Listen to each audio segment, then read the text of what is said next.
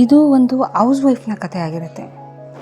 ಯಾಕೆ ಅಂದರೆ ಇತ್ತೀಚಿನ ದಿನಗಳಲ್ಲಿ ಯಾರೂ ಮನೆಗಳಲ್ಲಿ ಇರೋದಿಲ್ಲ, ಎಲ್ಲರೂ ವರ್ಕ್ ಹೋಗ್ತಾರೆ. ಮಕ್ಕಳು ಸ್ಕೂಲಿಗೆ ಹೋದ್ಮೇಲೆ ಮನೇಲಿ ಏನು ಮಾಡೋದು ಅಂತ ಎಲ್ಲರೂ ಕೆಲ್ಸಕ್ಕೆ ಹೋಗ್ತಾರೆ, ಎಲ್ಲರೂ ದುಡಿತಾ ಇದ್ದಾರೆ. ಅಂಥ ಪ್ರಪಂಚ ನಡೀತಾ ಇದೆ ಈಗ. ಹಾಗಾಗಿ ಹೌಸ್ ವೈಫ್ ಯಾರೆಲ್ಲ ಮನೇಲಿ ಇರ್ತಾರೋ ಈ ವಿಡಿಯೋ ಅವರಿಗೋಸ್ಕರ. ಈಗ ಒಂದು ಎಕ್ಸಾಂಪಲ್ ಹೇಳ್ತೀನಿ. ಏನಪ್ಪ ಇದು ಅಂತಂದರೆ, ಆಫೀಸಲ್ಲಿ ತುಂಬ ಕೆಲಸದ ಒತ್ತಡ ಯಾರಿಗೆ ಇರಲ್ಲ ಹೇಳಿ.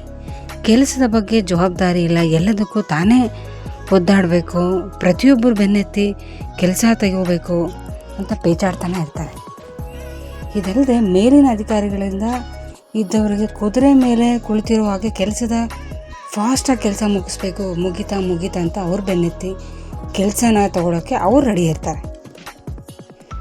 ಸಾಯಂಕಾಲದ ವೇಳೆಗೆ ದೈಹಿಕವಾಗಿ ಮಾನಸಿಕವಾಗಿ ವಯಸ್ಸಾಗಿರೋ ಥರ ಸುಸ್ತಾಗಿ ಹೋಗ್ತಾರೆ. ಹೀಗೆ ಚಿಂತೆಯ ಸರಪಣಿಯನ್ನು ತಲೆಯ ಮೇಲೆ ಹೊತ್ತಿಕೊಂಡು ಮನೆ ಕಡೆಗೆ ಹೊರಟಂಥ ಸಾಹೇಬರ ಕಥೆಯಾಗಿರುತ್ತೆ ಇದು. ಮನೆಯ ಹತ್ತಿರ ಬಂದು ನೋಡ್ತಾರೆ, ಮನೆಯೆಲ್ಲ ಗೇಟು ತೆಗೆದು ಇದೆ. ಚೇಚೆ, ಏನು ಮನೆಯಲ್ಲಿ ಯಾರಿಗೂ ಜವಾಬ್ದಾರಿನೇ ಇಲ್ಲ. ದನ ಕರುಗಳು ಒಳಗೆ ಇದ್ದು ಗಿಡಗಳೆಲ್ಲ ಕಿತ್ತಾಕಿದ್ದಾವೆ, ತಿಂದಾಕಿದ್ದಾವೆ, ತುಳಿದಾಕಿದ್ದಾವೆ. ಏನು ಕತೆ ಇದು ಎಂದುಕೊಂಡು ಮನೆಯ ಒಳಗೆ ಬಂದರು. ಅದೇನು ಗದ್ದಲ, ಮಕ್ಕಳು ಮನೆಯಲ್ಲಿ ಕುಳಿದು ಕುಪ್ಪಳಿಸ್ತಾ ಇದ್ದಾರೆ, ಬಿದ್ದು ಆಟ ಆಡ್ತಾ ಇದ್ದಾರೆ. ತನ್ನ ಮಕ್ಕಳು ಎಂಬ ಗುರುತು ಕೂಡ ಸಿಗ್ತಾ ಇಲ್ಲ, ಅಷ್ಟು ಕೊಳಕಾಗಿ ಕಾಣಿಸ್ತಾ ಇದ್ದಾರೆ. ತಲೆ ಕೆದರ್ಕೊಂಡಿದ್ದಾರೆ, ಮುಖ ತೊಳೆದಿಲ್ಲ, ಬಟ್ಟೆ ಹಾಕ್ಕೊಂಡಿಲ್ಲ. ಏನಿದು ಅವ್ಯವಸ್ಥೆ ಅಂತ ಅವರಿಗೆ ಫೀಲ್ ಆಗುತ್ತೆ. ಯಾರಿಗೆ? ಸಾಹೇಬರಿಗೆ. ನಿಮ್ಮ ಮುಖ ನೋಡ್ಕೊಳ್ಳಿ ಎಂದು ಸಾಹೇಬರು ಒಳಗೆ ನೋಡಿದರೆ, ಅಯ್ಯೋ, ಹಾಲಲ್ಲಿ ಫ್ಯಾನ್ ತಿರುಗ್ತಾನೆ ಇರುತ್ತೆ, ಟಿ ವಿ ಸ್ವಿಚ್ಚು ಆರಿಸೇ ಇರೋದಿಲ್ಲ, ಟಿ ವಿ ಓಡ್ತಾನೆ ಇರುತ್ತೆ, ಫ್ರಿಜ್ ಡೋರ್ ತೆಗೆದಾಕಿರುತ್ತೆ, ನಲ್ಲಿಯಿಂದ ತುಟ್ಟು ಅಂತ ನೀರು ಸುರಿತಾನೆ ಇರುತ್ತೆ, ಸೋಪಿನ ಮೇಲೆ ಬಟ್ಟೆಗಳ ಹಾರಿ ಸೋಪೆಲ್ಲ ಕಲೆಯಾಗಿರುತ್ತೆ, ಹಾಗೆ ಸೋಫಾ ಮೇಲೆ ಬಟ್ಟೆಗಳೆಲ್ಲ ಚಿಂದಿಯಾಗಿರುತ್ತೆ, ಸೋಫಾ ಮೇಲಿನ ಬಟ್ಟೆಗಳು ಹಾರಿ ಹೋಗಿರುತ್ತವೆ ಕೆಲವೊಂದು. ಮನೆ ಯಾಕೆ, ನನ್ನ ಹೆಂಡತಿ ಎಲ್ಲಿ ಎಂದು ಸಾಹೇಬರು ಒಳಗಡೆ ಹೋಗ್ತಾರೆ. ಆಟದ ಮೇಲೆ ಕಾಳಜಿ ಇಲ್ಲ, ಮತ್ತೊಂದರ ಮೇಲೂ ಕಾಳಜಿ ಇಲ್ಲ. ಹಾಗೆ ಆಕೆ ಏನು ಮಾಡ್ತಿರ್ತಾರೆ, ಸಾಹೇಬರು ಆಟದ ಮೇಲಿನ ಮನೆ ಒಳಗಡೆ ಹೋಗ್ತಾರೆ. ನಿಧಾನವಾಗಿ ಅವ್ರ ಮನೆ ರೂಮ್ ಬಾಗಿಲನ್ನ ತೆಗೆದ್ರೆ ನೋಡ್ತಾರೆ, ಹೆಂಡತಿ ಹಾಯಾಗಿ ಮಲ್ಕೊಂಡಿರ್ತಾಳೆ.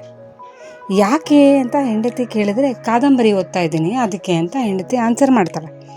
ಆ ಆನ್ಸರ್ ಮಾಡಿದಾಗ ಏನಾಗುತ್ತೆ, ಸಾಹೇಬರು ಇದೇನಿದು, ಏನು ಮಾಡ್ತಾರಿವೆ, ಕೆಳಗಡೆ ನೋಡಿದ್ಯಾ ಮನೆಯೆಲ್ಲ ಚಲ್ಲಾಪಿಲ್ಲಿ ಆಗಿದೆ ಎಂದು. ಆಗ ನಿಧಾನವಾಗಿ ಹೆಂಡತಿ ಉತ್ತರಿಸ್ತಾಳೆ, ಹೌದು, ಏನಾಗಿದೆ, ಚೆನ್ನಾಗೇ ಇದೆಯಲ್ಲ. ಹೆಂಡತಿ ಯಾವಾಗಲೂ ಹೇಳ್ತಿರ್ತೀನಲ್ಲ, ಮನೆಯಲ್ಲಿ ನನಗೇನು ಕೆಲಸ ಅಂತ ನೀವು ಕೇಳ್ತಿರ್ತೀರಲ್ಲ, ಅರ್ಥ ಆಯಿತಾ, ಇವತ್ತು ನಾನು ರಜೆ ಹಾಕಿದ್ದೀನಿ, ಮನೆಯಲ್ಲಿ ಎಷ್ಟು ಕೆಲಸ ಬಾಕಿ ಇದೆ ಅಂತ ಹೇಳ್ತಾಳೆ. ಆಗ ಸಾಹೇಬರಿಗೆ ಮನೆ ಯಾಕೆ ಒಂದು ದಿನ ಕೆಲಸ ಮಾಡದೇ ಇದ್ದರೆ ಮನೆಯ ಪರಿಸ್ಥಿತಿ ಏನು ಎಂದು ನೆನಪಾಗತ್ತೆ. ಮನೆಯ ಯಜಮಾನರು ಆಫೀಸ್ಗೆ ಒಂದು ದಿನ ರಜೆ ಹಾಕಿದ್ರೆ ವ್ಯತ್ಯಾಸ ಏನಾಗುತ್ತೆ, ಆಫೀಸಲ್ಲಿ ಬೇರೆ ಯಾರೋ ಕ್ಯಾರಿ ಓವರ್ ಮಾಡ್ತಾರೆ, ಆಫೀಸ್ ಕೆಲಸ ಕ್ಲೋಸ್ ಆಗುತ್ತೆ. ಮನೆ ಯಾಕೆ ಒಂದು ದಿನ ರಜೆ ಹಾಕಿ, ಅಥವಾ ಮನೆ ಆಕೆಗೆ ಏನಾದರೂ ಹುಷಾರಿಲ್ಲ ಅಂದರೆ ಮನೆ ಪರಿಸ್ಥಿತಿ ಏನಾಗುತ್ತೆ, ಮಕ್ಕಳ ಪರಿಸ್ಥಿತಿ ಏನಾಗುತ್ತೆ ಅನ್ನೋದಕ್ಕೆ ಇದೊಂದು ಸಣ್ಣ ಉದಾಹರಣೆ ಕೊಟ್ಟಿದ್ದೀನಿ ಅಷ್ಟೇ. ಒಂದು ದಿನ ರಜೆ ಹಾಕಿದ್ರೆ ವ್ಯತ್ಯಾಸ ಏನೂ ಇರೋದಿಲ್ಲ, ಆದರೆ ಮನೆಯ ಒಡತಿ ಒಂದು ದಿನ ರಜೆ ಹಾಕಿದ್ರೆ ಮನೆಯ ಪರಿಸ್ಥಿತಿ ಯಾವ ಥರ ಇರುತ್ತೆ ಅನ್ನೋದು ಅಸ್ಯೂಮ್ ಮಾಡ್ಕೊಳ್ಳೋಕ್ಕೂ ಆಗೋದಿಲ್ಲ.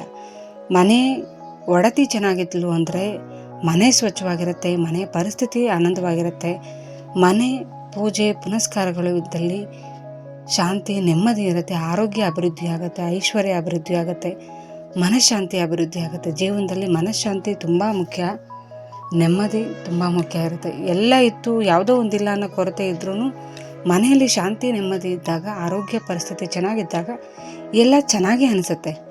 ಇದು ಆರ್ಟಿಕಲ್ ಬಂದು ಮನೆ ಒಡತಿಗಾಗಿ ಬರೆದಿದ್ದಂಥ ಆರ್ಟಿಕಲ್ ಆಗಿದೆ.